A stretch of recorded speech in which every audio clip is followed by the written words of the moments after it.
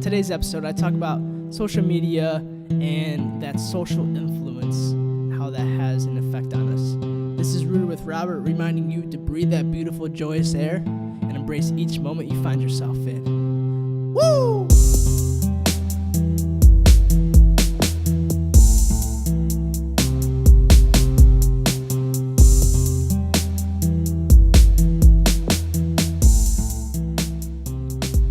What's up, Rooters? Welcome back to episode 8 of Rooted with Robert, the one, the only podcast for you. Hope everyone's having a good Sunday.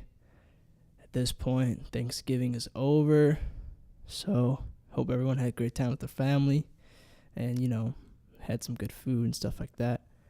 So at this point, I've had this topic on my mind of social media and just cell phones usage and just social influence in general. I've talked about social media, I think, a little bit on Motivation Podcast, but it definitely needs to be touched on a little bit more. And what I'm thinking is, when I'm talking about social media, I'm not saying because I know I'm going to get into it, but not everyone who uses social media has an issue or has some kind of problem. But I think social media apps like Twitter, Facebook, Snapchat, Instagram, a lot of that stuff, especially since it's so right at your hands with your phones and all that stuff, it's always around you. I think it just causes a big problem that it's not being looked at as much, especially because it's smoothly made its way into life, into everyday life. And don't get me wrong, I totally believe internet technology innovation is very important, and we should definitely move alongside technological advances and stuff like that. But there's a point where doing or using something for its purpose kind of gets taken too far, like anything really. And I think that when we're on the elevators or any time that we have downtime or wait time to immediately go to our cell phone, and I don't mean, it's okay to multitask. You gotta make a business call, you gotta send a text to someone, you're trying to do, trying to kind of knock some stuff out of the way. But if you're just going onto a social media networking site and scrolling to see what other people are doing, I think that's when it becomes a problem, because you're giving away your moment presence to look at what someone else is doing, when in that same time period, you are in your own life, living in your own moments that you're just giving up. You're just giving them up for someone else's attention. And I think that's when it becomes an issue, because as I talked about in the Motivation Podcast, you can be waking up from a good night's sleep and you roll over, grab your phone, and you're scrolling through Facebook and Twitter and stuff like that. But the problem is, when you do that, the morning is a good time to really reconnect with yourself and collect your thoughts and kind of how you're feeling that particular day. Kind of get like a body scan in. Am I feeling tight? Stuff like that. But, and the thing is, that's all about you, that you're checking in with yourself. You just woke up, first start of your day. And that's the thing, it's the first start of your day. It's not the first start of everyone's day for you. It is for them, but not for you. And then you go on there and you're seeing what other people are doing, and then this, and that. But then there's another aspect of social media besides just the habit of going to your phone. There's its effects on our mental health. And I think with this, it comes down to seeing what other people are doing and then reflecting that upon yourself, as in, what am I doing right now? How does that compare to what they're doing? Or making you feel like you're not doing enough, or what you're doing is not enough. And I don't think it's necessary. But the thing is, it's happening on a lower, subconscious level. It's kind of just affecting you, but it's not directly affecting you, so people don't really realize it too much until their behavior starts reflecting this life that they've habitually put themselves in. And what really gets me about the social media is I'm not perfect. I get on my social media like that in those types of ways, but I'm able to catch myself quick. I mean, I'm not on any social media app for longer than 5 minutes probably. Probably no more than like 15 minutes in a day, honestly. Because I catch myself so fast. I get out and I'm like, what am I doing? Like, this is so pointless. I could be doing all these other things right now. And it's practicing less patience. It's practicing impatience. Because if you have a free moment where you don't have to do anything, like, that's so great. But then you're forcing yourself to have to distract yourself by grabbing a device to check in with other people, which really doesn't matter.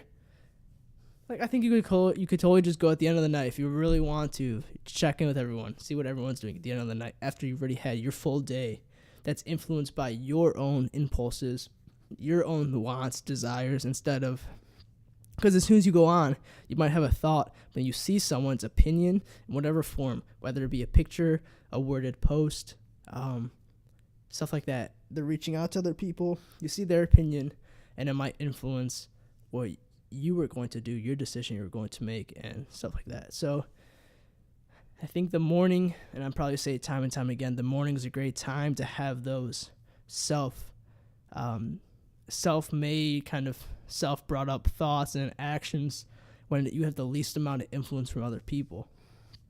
And that's kind of my big part of social media. So at least the reason why I'm talking about it on this podcast is the mental health implications, but also the connection to rootedness. Because I believe that when you start reaching outside of yourself to check these other platforms of other people, you are de-rooting yourself. You're putting yourself outside of your shoes almost. Yeah, that was a bad phrase to use because I didn't mean it like that. But not necessarily, like you're outside your shoes, but I'm not talking about the whole empathy thing, but it's like you're outside of yourself. You're not stable. You're reaching out from the leaves of the tree, and you don't have that root going into the ground, the stump. So that's a dangerous zone, in my opinion. That's where a lot of stress, susceptibility comes in, and anxieties and uncertainty, self-doubt, kind of all those things seep their way in when you allow yourself to not be rooted. Especially if something happens and then it kind of backpacks off the last thing that happened and it kind of builds up really big. That's usually when, you make indecisive decisions, or not, for lack of the decision, and just a low mood, not feeling good, not feeling happy about what you're doing and stuff like that. So we're always trying to avoid doing that. At least for me as a health promoter, I want to make sure I express my thoughts on better ways to do things that will reflect better health. And I think that's just important. It's like, there's no need to point fingers and be like, hey, you're doing this, that's wrong. But spread the knowledge that, hey, this has implications for future health concerns, whether it be physical or mental health. And it's important to address those because if you want to live a long life that is also fulfilling, you want to make sure that your health is right up there with you. Because health is the biggest indicator of how we age and stuff like that. And there's a whole nother study of like aging, and there's so much research going to aging, and I think it's super, super interesting, but definitely preparing. It's almost like preventative measures, like you eat healthy because you're preventing short-term or shorter occurring illness and stuff like that, and just aging, bodily aging, mental aging, and stuff like that. So, well, here's my thing, folks. I'm trying to make these podcasts shorter, kind of more concise and to the point. So I think it's pretty clear at this point. Just be more aware of your social media usage.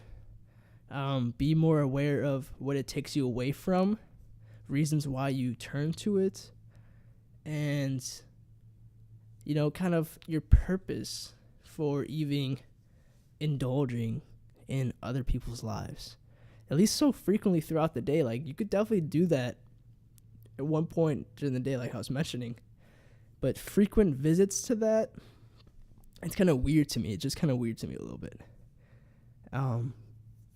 Yeah. So yeah, think about it, guys. I really appreciate it. I'm glad I was able to keep this short.